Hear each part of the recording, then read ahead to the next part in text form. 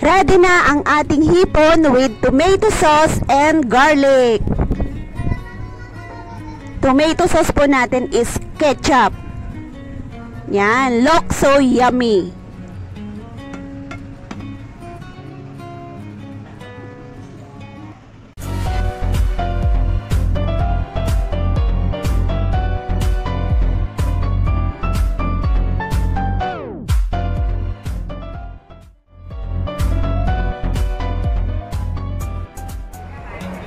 Hello mga sisi! Nandito tayo ngayon sa bilihan ng mga seafoods. At eto yung shrimp. Gagawa tayo ngayon ng hipon na may garlic at saka tomato sauce or ketchup. So, bibili tayo ng hipon. Mga 10 pieces or 8 pieces.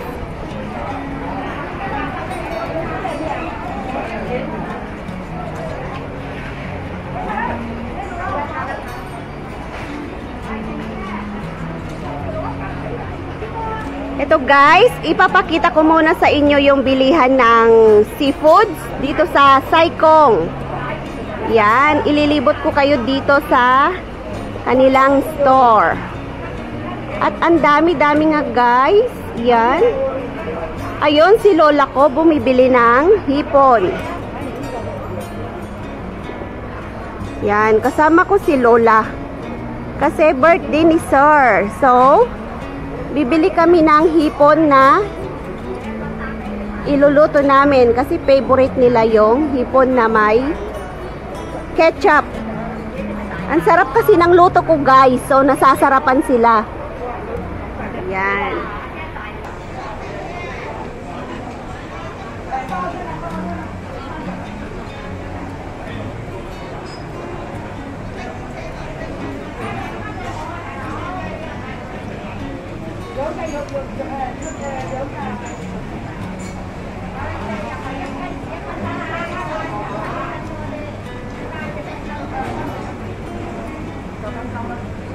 At ang sarap-sarap lahat ng mga tinda nilang seafood. Yan guys. Matakam na lang tayo sa mga seafoods nila. Pero thankful ako guys kasi lahat ng nakakain nila ay natitikman ko rin.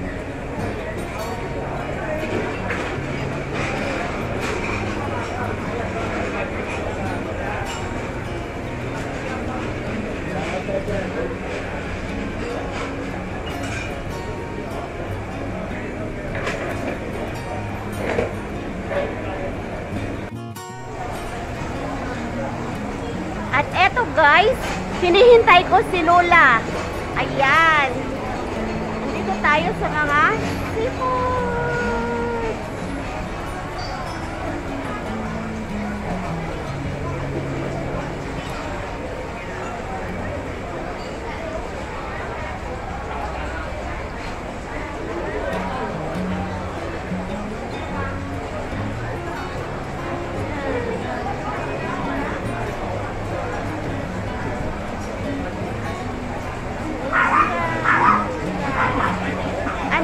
Ang dami nilang seafoods dito guys.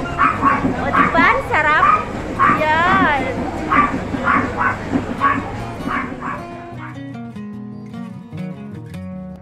Eto na yung nabili nating hipon. Lilinisan na natin para iluto na natin with ketchup.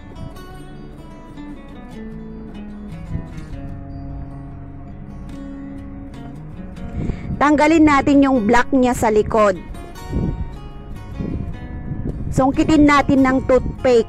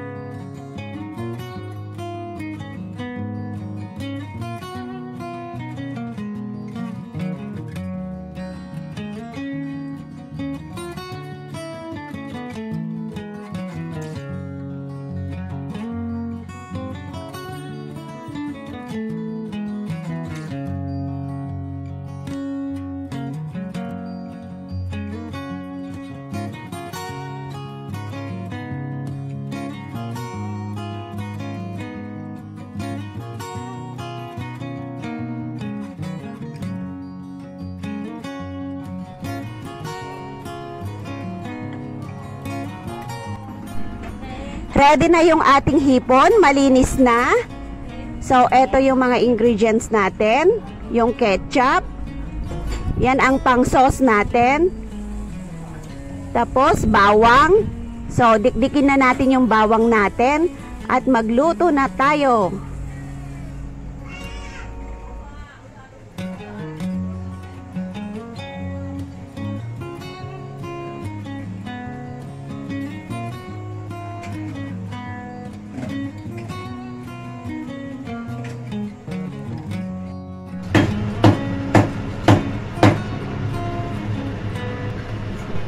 Damihan po natin yung bawang kasi masarap ang bawang.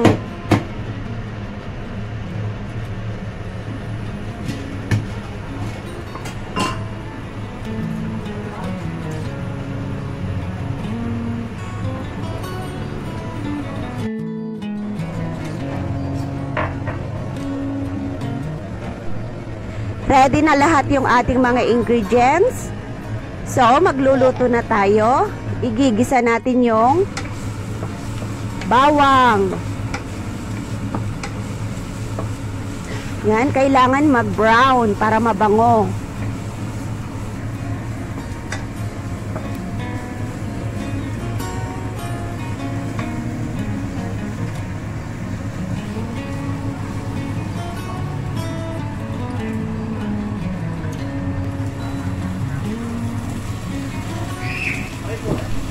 Kung luto na yung bawang, itabi muna natin at iprito natin yung ating hipon.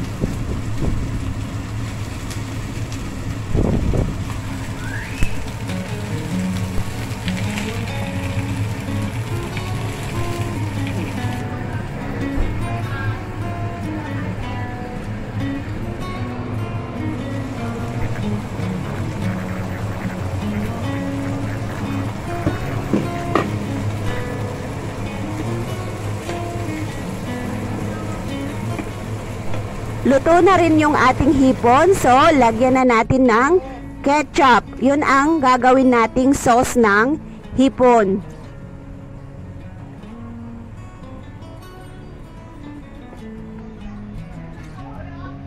Lutuin natin siya ng mga 2 minutes. Tapos ready na siya. Kainan na. Ready na yung ating hipon with ketchup.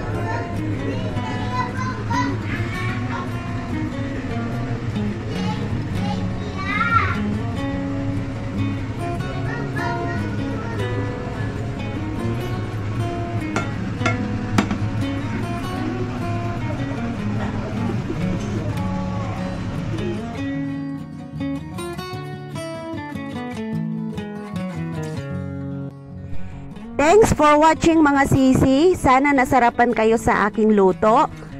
Yan, kainan na. Don't forget to subscribe. At marami pa kayong aabangan na luto ni Lynn Jago Vlogs. Thank you!